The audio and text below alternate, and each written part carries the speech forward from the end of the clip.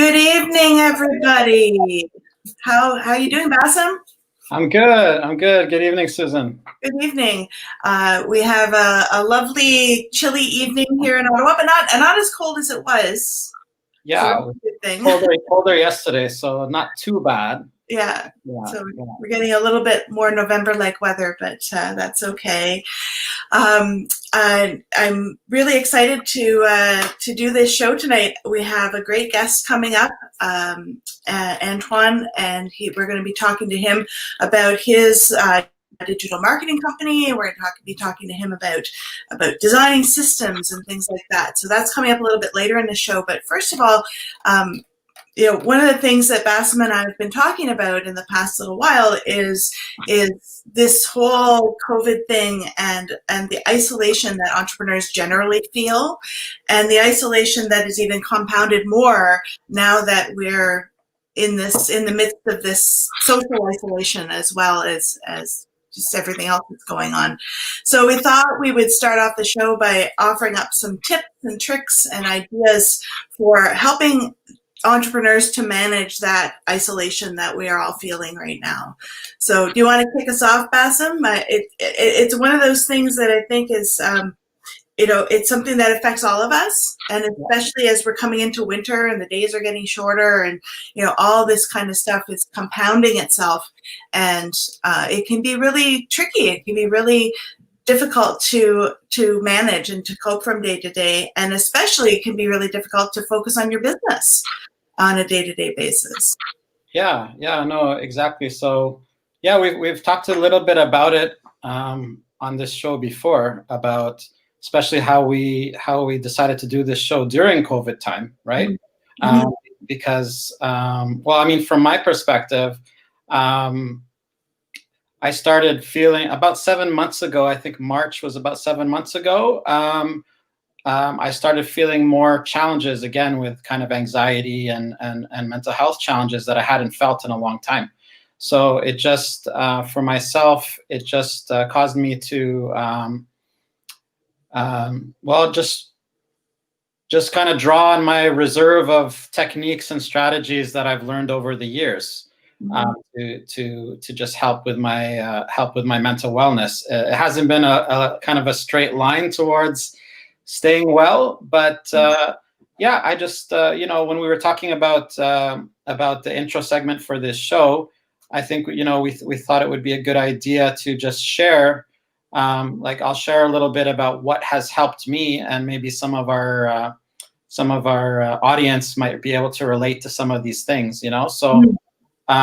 Yeah, I mean, as I've shared some writing on the show before. So for me, one of the things that helps me is just expressing myself, journaling and creative writing and stuff like this can really help to externalize and feel like, especially this time during isolation, like even just reading back the words to you can feel like, okay, I hear my voice being projected.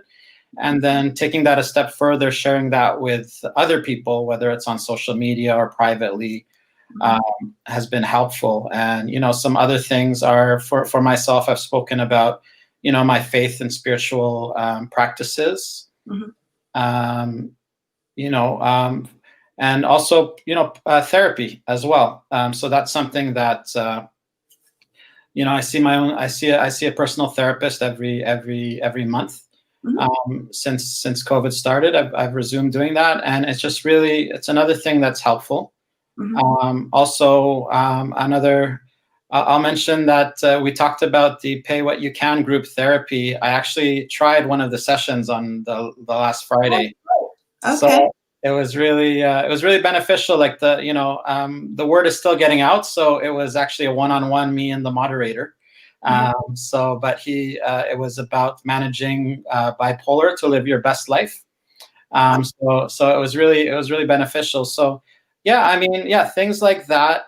Speaking with, this is really relevant for entrepreneurs. Speaking with mentors, peers, and extension family and friends.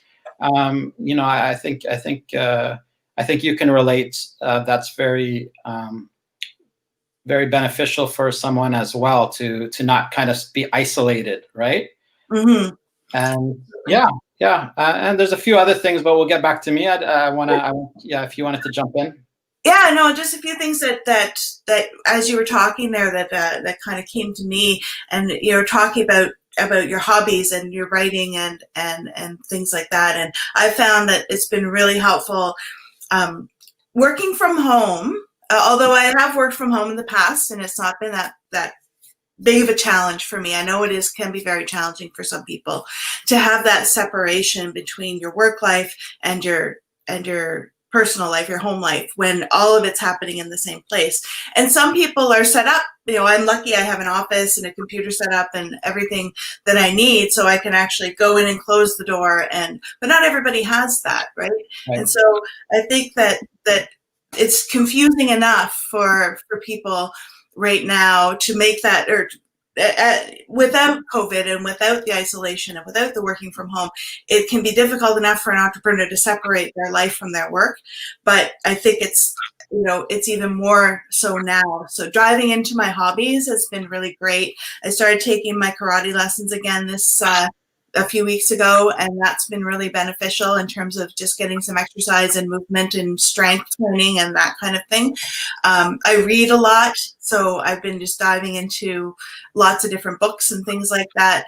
And I also sing in a choir. So I have those three outlets that I really use to get myself out of my work, so I'm not just so focused on it all the time, but also to help evenings and the weekends when it can be kind of quiet and boring, and there's not much to do. I was saying to my friend yesterday, like, I'm bored of being bored.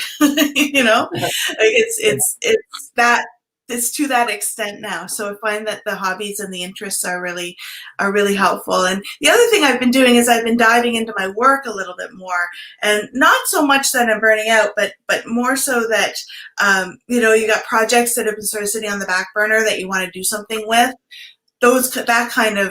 That kind of thing, right? Saying, I've got some extra time right now. I'm going to tackle this and make some progress on this. So that's been a really beneficial thing for me too, is to keep that balance.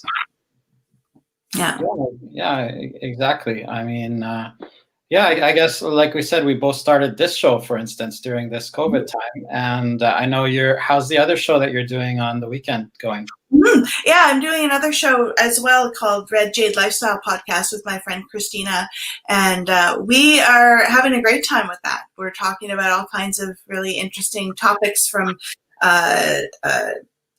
interior decorating to fashion design to cooking, to you name it. If it has to do with lifestyle, it's what we're doing. So that's been a lot of fun too. And doing live streams has been a really great outlet too. And again, it helps you to feel connected to people. You're connected to the people that are watching. People are commenting, and comment, by the way, if you have something to say. You're connected. We're connected to each other as friends and as colleagues. So I think that is really helpful as well, and it breaks up some of the monotony of the Netflix binging and things like that we tend to do when we're in a pandemic and we don't really have much else going on, like outside of the house, right? Yeah. Speaking of Netflix, I haven't binged that much, but I did come across. Have you watched some of the series sometimes on Netflix? Yeah, so I don't know if you saw the Queen's Gambit. I kind of got caught into that. I haven't. It's on my list. I heard it's really good. It's pretty compelling. So I think it's like 7 episodes total. So I kind of needed an escape for a few days there, so I just flew through it, and I guess it has to do, there's themes of, chess is part of it as well, and that's an interest of mine, but it's really the character and the story around it is really not to plug Netflix too much, but I just found sometimes it can be if you can find kind of shows with a story to them and that are engaging, that can also be just as fulfilling as a good book sometimes too. Absolutely. There's so much good content out there, and sometimes it's okay to just watch something super mindless too, right? Like I like to watch the Golden Girls when I'm bored.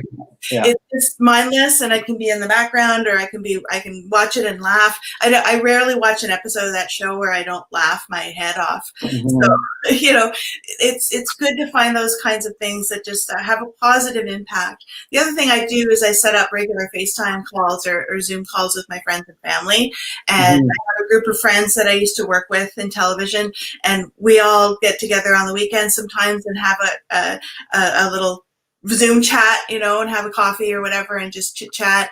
I'll do happy hour drinks with my girlfriends. I'll do, so there's lots of ways to feel less isolated anyway. I mean, it's still hard. It's hard to not see people in person, and it's hard to not be going out and doing things. Like you sort of take it. We always just sort of take it for granted. It's like, oh, if somebody wants to go for a coffee, like, oh, okay, let's go. Now we have to think about what are the consequences of doing that. It's just such a bizarre, it's such a bizarre concept, Yeah. I mean, I guess the last point I was thinking about was also doing this. Even like you think about us needing to reach out as individuals, but also during this time, it's basically lots of people that we know that usually we might not assume that they're also going through a difficult time. We reach out and we find out that they need our support as well. So that's happened to me on several occasions, and sometimes I'm doing okay, and then I check up on somebody, and then so I think it's actually it gives us meaning when we're able to be there for somebody else as well, and kind of a sense of purpose and contribution. So I think just in general, finding different ways to contribute, to be a sympathetic ear and that type of thing is really important as well on kind of the giving side of things. Definitely, yeah. If you give support, you get support, and it feels good to help other people, right? Yeah. It's good to support somebody and to make them feel better, or say some words of encouragement and that sort of thing. So, if, anybody who's watching, if you have any ideas or thoughts on how you combat isolation in this kind of difficult time, just let us know. Drop us a comment, and we would be happy to chat more and flash it up on the screen and all that good stuff. So I would love to bring our guest in, but I don't see him in the green room yet. So. Okay, let me get. So this is live, uninterrupted. I was going to say television. I'm so used to television broadcast. So anyway, we will bring Antoine in. Maybe I'll tell you a little bit about him while we're waiting for him. Sure. So we've got. Sorry. So Antoine Joseph is he is an entrepreneur, and he is a business and marketing consultant. He's from Ottawa, and his background is in business, finance, and technology, and he's worked in many different industries, from nonprofits to hotels, public sector, academia, and he's officially launched, as of January this year, launched Completemarketer, which is a digital marketing company that serves entrepreneurs, coaches, and consultants. So I am very thrilled. Sorry, I'm trying to do too many things at once here. I'm very thrilled to bring Antoine onto the screen here and welcome him to Inside Entrepreneurship. Thank you. Can you guys hear me? We can hear you just great. Yeah. Absolutely. Awesome. Thanks a lot. I was just listening to the two of you on Facebook and enjoying the context in which you put, entrepreneurship, mental health. Just for prep before, I'm sorry, I'm kind of going ahead, right? But it excites me that mental health is the subject. And as a prep for the show, I was going through some statistics, and it's quite an interesting and daunting kind of situation we have with mental health, right? I was looking at the statistic that 50% of people above the age of 40 at some point suffer with mental health. Shocking. Just want to state that, because that shocked me. It is shocking. Yes, it is shocking. Yeah, and I think a lot of entrepreneurs, we try to be so tough all the time, right? We try to be strong because it's hard to run a business, and it's hard to be a startup as your business is and it's newer, and it's a challenging thing to do on a day-to-day basis every single day, just being out there. And we try to battle through it, and sometimes it's just not possible. So we need to have those supports in place around us to make that happen. Absolutely. I mean, at the end of the day, we are human beings, right? And That's right. we have different sides to us, different components. There's the mental side, the spiritual side, physical side, professional side. But the mind rules them all. So if you don't take care of your mind, then you could suffer in many other areas. So it's something, it intrigues me, it really does. Mm-hmm. I think at one point I saw the headline on your caption. There was entrepreneurship and, is it working alone or something like that? Isolation. Yeah, isolation, managing stress and isolation as an entrepreneur. Yeah, quite interesting, because I see there is loneliness and aloneness, right? Mm-hmm. And mm-hmm. I think when people seek for this thing called balance, that what they're really what they're speaking to is taking care of your mind, because loneliness can be detrimental. Aloneness, aspects of it can be good, because if you think of the way we live our lives, an important facet is the way you perceive being alone. You can perceive being alone as negative, but oftentimes as entrepreneurs, to get stuff done, to be productive, being alone is a positive, right? So it's important the way you balance off things, how you manage it, because you need that alone time to craft great products and services and ideas, and internalize things to produce your best work, right? So when we talk about it in context, being alone or loneliness as entrepreneurs, it's part of what we do. I say to people all the time, 80% of what we do is the non-sexy stuff, right? You're hiring and firing, doing things that doesn't get the limelight and those things. And during those moments is when you question, should I be working or should I be having fun? Okay. And in that context, if you don't have it right, you can crash and burn. But if you recognize that there's something called the mind, and there's also the therapeutic side of it, which is managing the mind, then you could kind of have the right mix where you could be alone, produce good work, and be happy doing it. So those things are important aspects of the whole thing, in my opinion, anyway. Yeah. Oh, definitely. I believe it. I believe it. Bassem, we do have some questions to ask you too. Yeah. About your own work. Yeah. Bassem, you want to kick us off? Sure. So I've known Antoine now for several years. I think it's 4 or 5, almost coming up on 5 years. So I know some of this background information, but for some of our audience, you in our bio, it talks about, you come from a financial background. So maybe tell our audience a bit, when did you get that entrepreneurial bug and you knew that was the direction that, well, that's where you're really in the middle of it right now? That's a great question. I'll tell you what. So maybe I should say, if anyone is wondering where my accent came from, it's from being a Caribbean boy in a small island called St. Lucia. Okay, so that's where most of it comes from. But I also lived in Europe for a while. I went to school over there, and I've been in Canada for the last 10 years. Now, what's interesting, Bassem, to answer your question more directly, is that I pursued accounting and finance as a profession because it was lucrative, not because there's a passion for it, right? To be honest. So what happened was that I came to Canada in the 90s and I pursued CPA, right? So I became a CPA official in 2004. At that time, I was in the UK. I was a student finishing an MBA. And I remembered kind of looking at my career at the time and thinking, why did I do an MBA after becoming a CPA? And the whole reason was that I was not fully convinced that finance was my calling, right? And then over time, what happened was that I would have left the UK in 2006, went back to the Caribbean, and I worked in a number of capacities, particularly in small business. I had my own consulting firm for a while. I also worked in the hotel industry, as a CFO in a hotel in Barbados. I remember I had lots of fun doing it. Quite lucrative career. But what happened was that I came into Canada in 2010 with my kids and their mom, and I then there's something called midlife crisis, right? When you start to look back on your decisions and start to question the reasons you do things. So despite the fact that a career, one of the primary things we after in a career is that financial thing, right?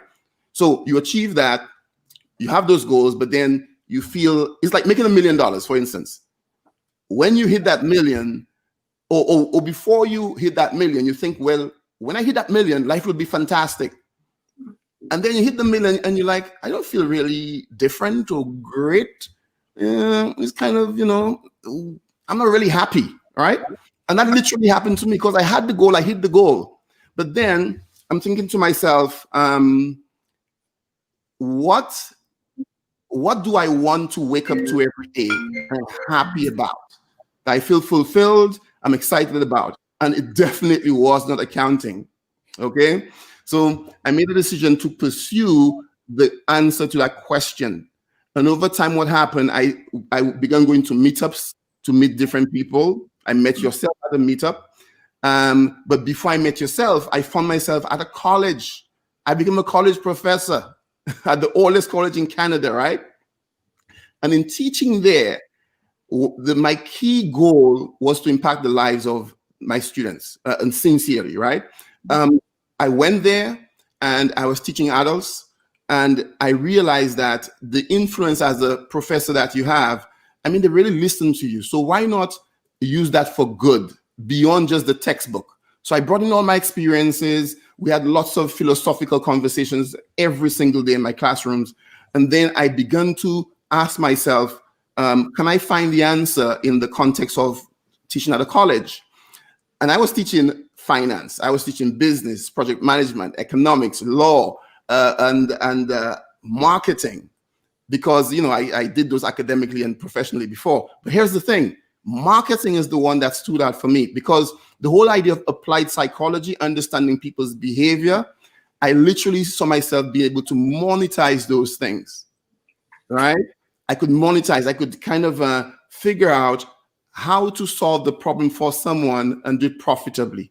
And that got me into entrepreneurship. That's amazing. That's absolutely incredible. We have a lot in common. I'm a college professor as well, and I teach at Algonquin College. And I agree with you. It's such a rewarding profession, is teaching. It really is. Like, there's nothing like it. And and it's also great because, for me anyway, because I teach marketing, so it keeps me on my toes, right? I have to be always on top of exactly what's going on in the business so that I can pass that on to my students and help to motivate them and help them learn. So I totally understand that. So let's talk a little bit more about the Completemarketer, or Completemarketer, your company. What was the path that you took to sort of go from saying, okay, I want to be an entrepreneur, I love marketing, this is what I want to do, and what was it that sort of got you to launch? Okay, fantastic. So before I became a full-time professor, I was online, and I was kind of dabbling, websites and looking through social media. And if you think about 2012, 2011, when the whole thing blew up, right? There were lots of scams, lots of scammy things. It was at its infancy. People were trying to figure out this thing, how to go legit online. And I knew the opportunity is there, but I didn't know how to, leverage it. And I came across, after a lot of trial and error, lots of burning money, and my wife at the time really been not happy with me. I remember getting a mentor. I literally decide, you're spending money trying to figure stuff out, get a mentor.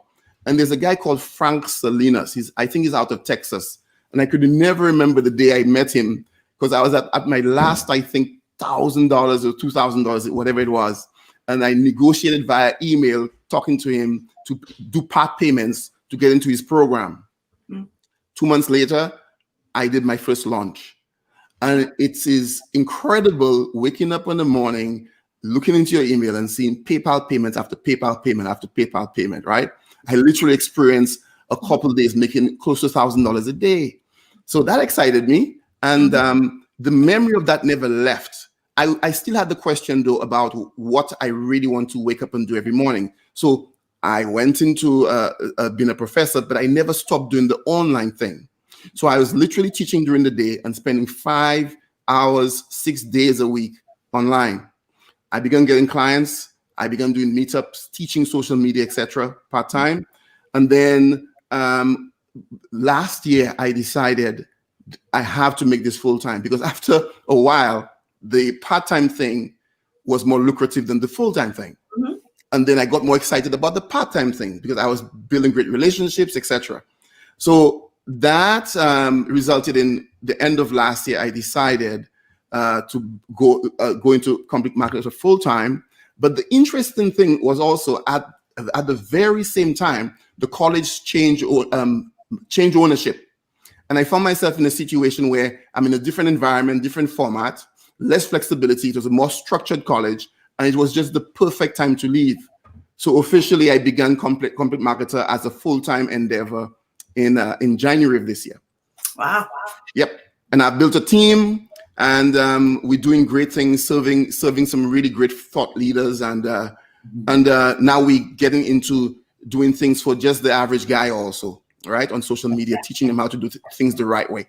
So what's it like being a startup during a pandemic? Well, here's the interesting thing. The pandemic shocked everyone, but what it did also was it moved people from offline to online. All of a sudden, you got a lot of eyeballs on social media. I mean, think of Zoom. Zoom is crushing it. Zoom is making billions of dollars, right? Because it's a verb now, right? Are you zooming? So you find that there's a shift in the platform, the model, right? Certain industries have suffered, but the online industry, there's more attention there. There's more monetization there. There's more opportunity there. I mean, the majority of us are at home, right? Or in isolation somewhere. And our best friend is some sort of device, computer, a mobile phone. And therefore, for the digital marketer, I mean, it's been a fantastic time in context, right? So for us, as an example, we find a lot of people who may be psychologists or experts, and they have their own practices, etc., calling on to us. They want a website, they want some sort of selling system, they want some sort of social media strategy, content strategy, etc. And the demand for us has increased. So it's been a great time for the digital marketer. Having said that, we had to segue our approach to the client. We now have to express more empathy, really have to understand them, even when they suffer in the context of paying on time. Right? We are more of a partner with them than being transactional. Yeah, absolutely. Yeah. No, and really what you were talking about, you're starting to get into kind of systems as well. So that leads into our next question, which was, you design systems for clients. You were mentioning, I think we were talking about one of your clients earlier, to help them sell their products and services more effectively. So maybe you could speak a little bit of why are systems so important in what you do? Absolutely. So when we talk about systems in our context, it's really systems that does a few things. They expedite speed, they expedite lead generation, they expedite the sale process, and they expedite the impact of your business, in regards to your products and services, right? So think about it this way. Old school format of knocking on doors or picking up a phone and make a phone call, etc. Right now, you could do this with a bot. Or right now, you could go on social media where Facebook have almost 4 billion people put together a lead funnel and gather hundreds, if not thousands of leads per day through one simple funnel fully automated without much human intervention, right? Because the audience size is there. And therefore, in regards to what we do now, we exponentially increase the results of our clients because our systems don't do it the slow way. Now, a word of caution though, that does not mean that the best system is all about speed. The best system is one that focuses, we use the word EBA, education-based marketing, right? EBM, education-based marketing. And what does that mean? That means that you really want to present value to your audience first, lead with value, build a relationship, do some nurturing, and then present your offers to them as a solution to whatever pain points that they have. So in the context of our systems, it's not a cold setup. It's a setup that is human relational. So here's an example. So let's say you have a client who wants to sell, I don't know, sell bulbs, what, makeup. Let's say makeup. So she wants to sell to women. She wants to sell makeup to women, right? Now, it's easy to think of the sale. I want 100 transactions per day. Okay, that's the result. As a business person, you set certain KPIs, and you may say a target is to sell 100 lipsticks per day, as an example. The way you go about selling it on social, you have to recognize that each subscriber is a person. Each profile is a person. Whoever you're dealing with and giving that lipstick to is a person. So how do you set up a system to sell to people is what we're all about. Not a system to just gather numbers and create transactions, and that's the end of it. So therefore, in our systems, we always lead with value. So in our systems, and I'll be more specific because people might be, a viewer might be here thinking, well, what's he talking about systems? What is this all about? And this might be above the head. So I'm going to break it down a little bit, right? So in the context of a system for us, a digital selling system, it always starts with giving something upfront for free, an invitation to a freebie, right? So we call that a lead magnet. Now, when I teach marketing, I talk about the 3 M's: your message, your market, and your magnet. So your market, first, you have to identify who they are, right? The message is how do you communicate to them, and the magnet is how do you attract them. So you have to have some sort of device that you offer to them. They raise their hand and say, yes, I want it. And in return for giving it to them, you capture the email or the telephone number or some way of communicating to them. So that's the front end of the system. You capture the lead by giving up some value. The second leg of it is now building the relationship. And we use email marketing for that primarily, right? Now you could use email marketing, or you could build a community like we do Facebook groups, etc., right? But follow the flow here. The flow is from magnet to nurturing through email, and then you present your offers to them after you've educated them, back to the EBM, after you've educated them on why you are the solution for what, for the problem, okay? So you continuously, from the front to the back, you educate them, you bring them into the world, into your world, you nurture them, and then you present your offers. So along that path is not an instant sell, especially if you're thinking high ticket, right? Couple $1,000. You have to go through, have that process set up, that system set up. So it becomes a process that nurtures people towards your offer. Yeah, it's so important to build those relationships, I think. And, I wanted to ask you about the audience, because it's one of the first things that you were mentioning. And what do you feel is, and I get this question a lot too as somebody who works in marketing, what do you feel is the easiest way for someone to find their target audience and start selling to them in the first place? Because there's so much, the signal to noise ratio is so huge out there. And how do you break through that? Absolutely. So I think the first thing is to define the audience, right? So here's an example. I'll speak to a client I had once. And this client was selling financial products to people above the age of 50, right? Up to whatever age. And when I went into the conversation, they were struggling with getting new clients. But this was investment products to people, older age people. And when we began to talk about the clients, here is what I discovered. In their context, there was a client and there was a consumer. They were spending time focusing on the consumer, not the actual customer or the client. So let me break this down for you. Those older people, 90-something% of them, when we did the questionnaire, we did some research with the client base, over 90% were referring to their sons and daughters who are like in their 30s and 40s for advice on should they buy the product. So I want you to think about this. The decision maker is the customer. The user, the consumer, is the person after that. Or it could be the same. But who is the person making that decision is who you should really market to. And therefore, in that context, when we discovered that, we changed the whole mindset, the whole approach to marketing, and we focus on that, the son of. And therefore, the whole messaging of the campaign was different. As opposed to saying, are you above 50, are you above 60? We like, do you have a mother or father who is about to retire or has retired? The whole messaging changed. So first, defining your market. 1. 2, respecting where they commune. Where are they? So in the context of a market, where do they hang out? So let's think about mothers young mothers, just had babies, right? Those women might be in a forum somewhere having conversations about what clothes to buy, what food to, feed the kids, etc. Or they may be in a group. Young mothers always seem to want to group up somewhere.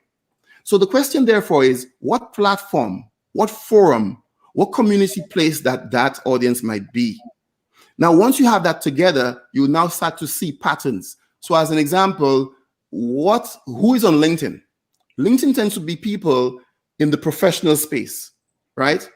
The people who are, work-related, employment-related, corporate people. Well, think of Twitter. Twitter has defined itself as a news network, not a social media platform, right? Because of the way it operates, right? If you want the bite-sized, immediate notification of what's happening around, it's a tweet. If you think about YouTube, YouTube is long-form video-based marketing. Lots of people are there, but it's the best place to explain stuff to people visually. So therefore, in the context of where you find them, you think of the platform where they are communing, where they're hanging out, and you use the right, we call them keywords, right? The right kind of keywords to fetch those people. But here's a concept, and the concept one of my mentors talk about is red ocean versus blue ocean, right? So the red ocean, like you're referring to, Suzanne, is all that noise, right? Noise to signal ratio. All that noise in the market, and it's getting noisier and noisier and noisier. The person who understands what I just said, the market, who are those people, how they live their lives, exactly who's the consumer versus the customer, etc. That person would have a bigger advantage because they have a deeper understanding of their market, and they will find those blue spaces in all the red bloody noise, right? Because the more you define your customer, is the easier it makes it to get them, right? When I teach marketing, I used to have this process of walking through the avatar concept, where we have in a classroom, we say, well, if a woman or a man is your ideal client, how do they wake up in the morning? What's the first thing that they wear? What do they do when they leave the house? Where do they drive to? What's the conversations that they have? What day of the week is it? And what do they do on that specific day of the week? What are their favorite drinks, their favorite restaurants? And over time, as you discover this thing, your messaging to them improves. Your magnet, what attracts them, improves. Your whole campaigns improves because you have a deeper understanding of them. But again, primarily in talking about systems and social media, you will know where to find them when you understand who they are and how they commune. Yeah. Well, yeah, no, thanks for that answer, Antoine.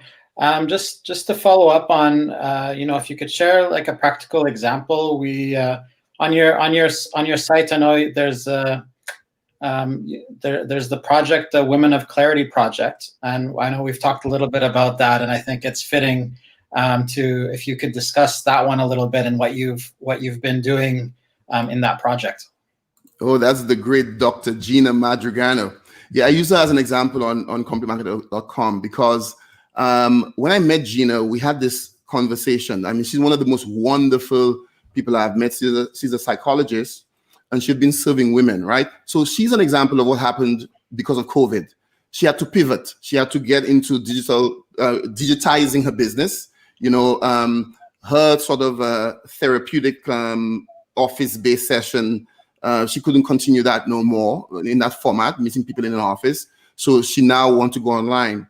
And therefore, the concept we introduced to her was using her knowledge and packaging that in the format of a course, developing a membership site out of that where people can subscribe to and pay for, you know, those courses, and give them the intended result. So for Gina's part of it, we had to help her craft her message.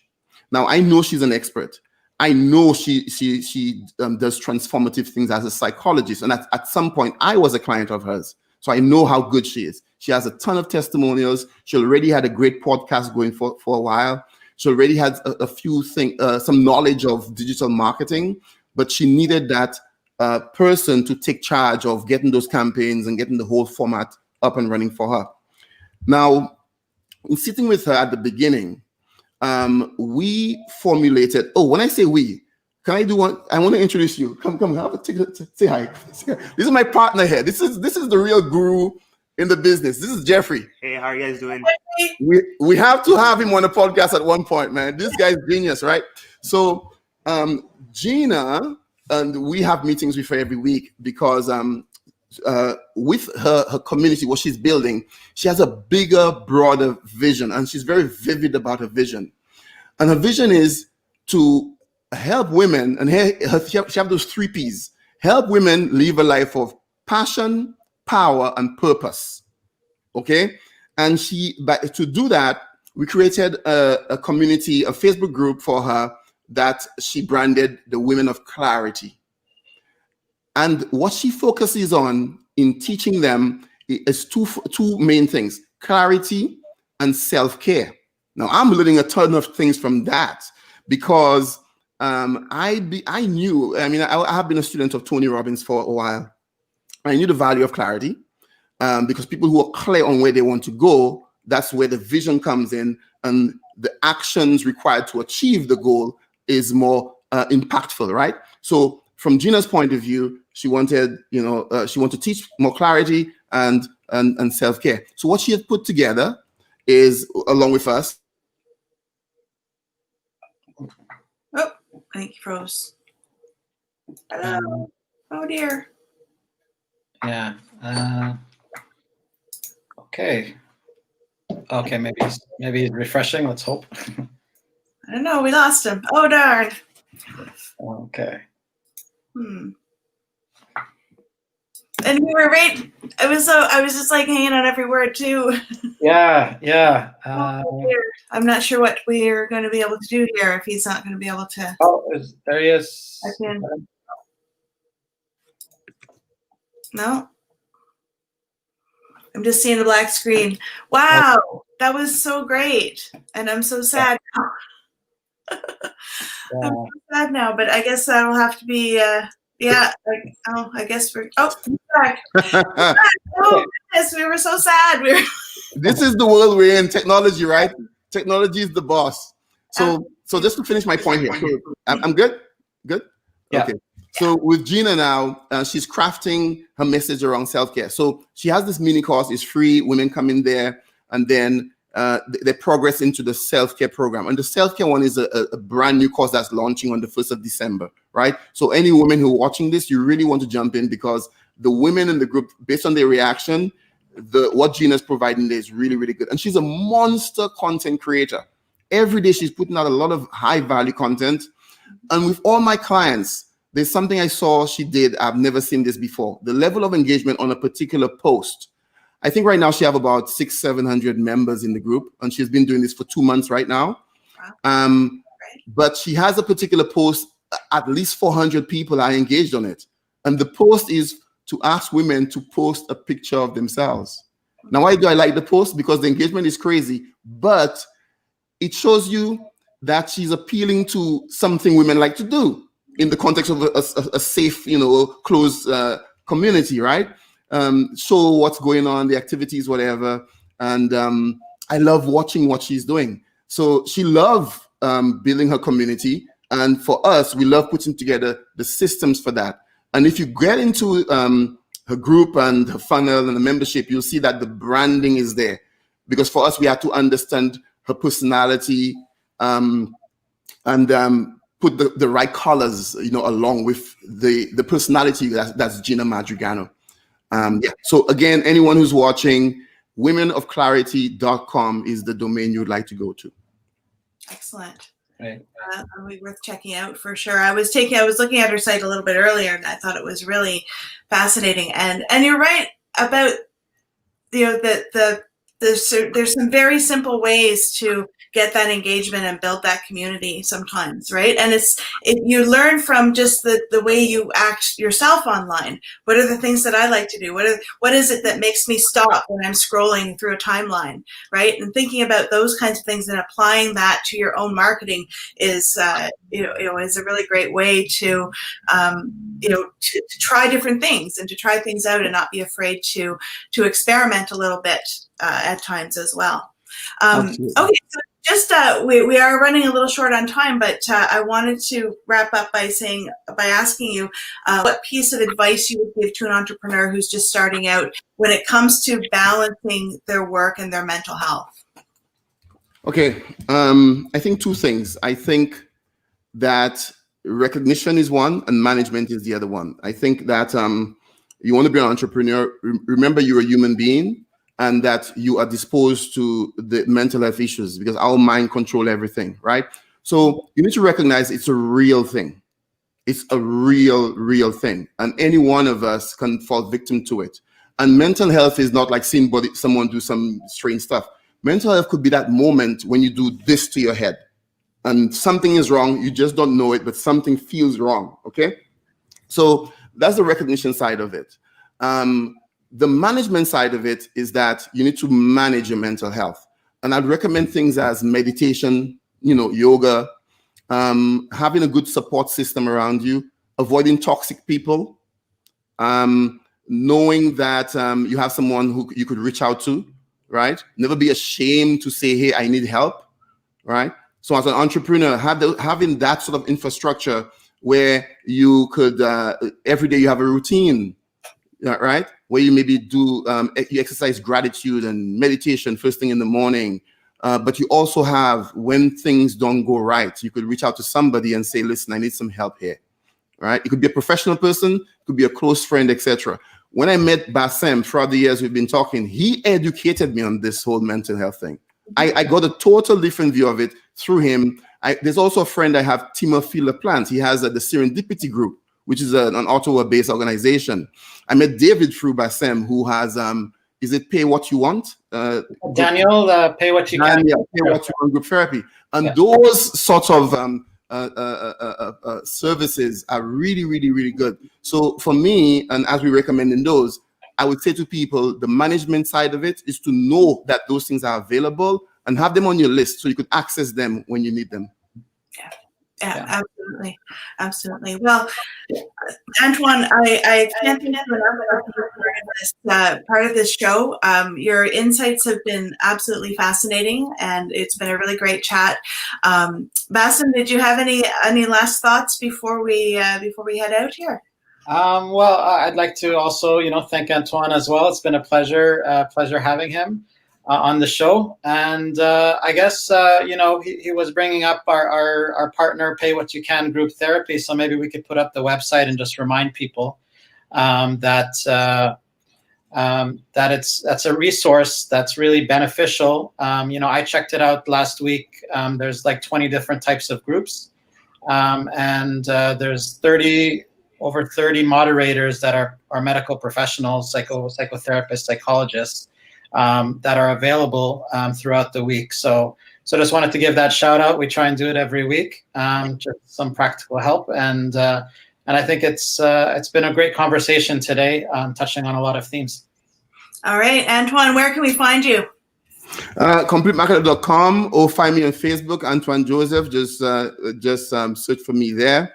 But absolutely completemarketer.com. If you're physically in Ottawa, I'm on 499 Preston. Awesome. Oh, I used to have an office on Preston Street too. There you go. There you go. Okay, well, thanks again.